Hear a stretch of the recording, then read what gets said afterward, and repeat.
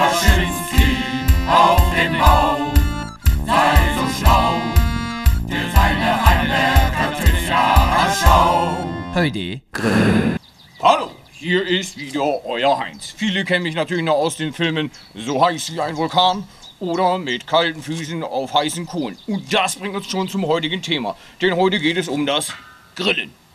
Und was man nicht alles grillen kann. Hunde, Katzen, Kamele, Kängurus, Schweine. Was ist mit Gemüse? Junges Gemüse, da muss ich natürlich sagen, da bin ich schon ein bisschen zu alt. Denn wir wollen ja schließlich was essen und uns nicht quasi vermehren. Und da kommt uns das Fleisch gerade recht. Denn wie wir wissen, hat das Fleisch einen unheimlich hohen Cholesterinanteil und natürlich auch Antibiotikaanteile. Und das bedeutet, dass unterhalb der Gürtellinie alles tot ist. Darum sagt man auch in der Jugend, esst viel Fleisch, das ist gesund und das macht die Frau nicht schwanger. Das ist ja wohl der Hammer. Wer Fleisch isst, tut also quasi etwas gegen unsere Überbevölkerung.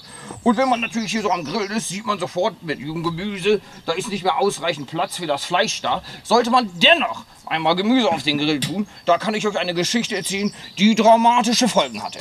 Es begab sich vor ein paar Wochen, da haben sich 3 Jungs getroffen.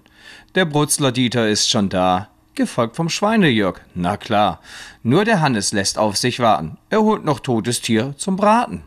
Und sie denken sich im Stillen, lasst uns anfangen zu grillen. Der Brutzler Dieter ist gescheit und macht sich Hühnerschenkel schnell bereit. Der Grill ist heiß, schmeiß rauf die Belege, beim Fressen kommt mir keiner ins Gehege.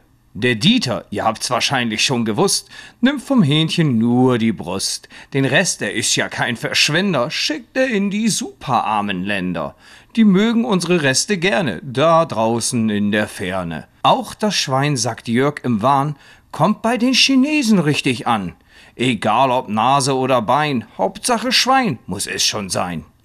Der dritte im Bunde darf nicht fehlen. Es ist Johannes, er kommt vom Putenstehlen. Die Puten sehen ja schrecklich aus. Sie kommen aus dem Putenhaus. Sie standen da auf einem Haufen, konnten in der Enge nicht mehr laufen.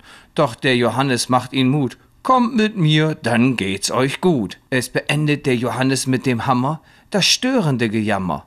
Nun können sie im Stillen einfach weiter grillen. Jeder mümmelt in sich rein. Nur Fleisch, nichts anderes darf sein. Von den ganzen Schweinelenden ist der Jörg schon fast am Verenden.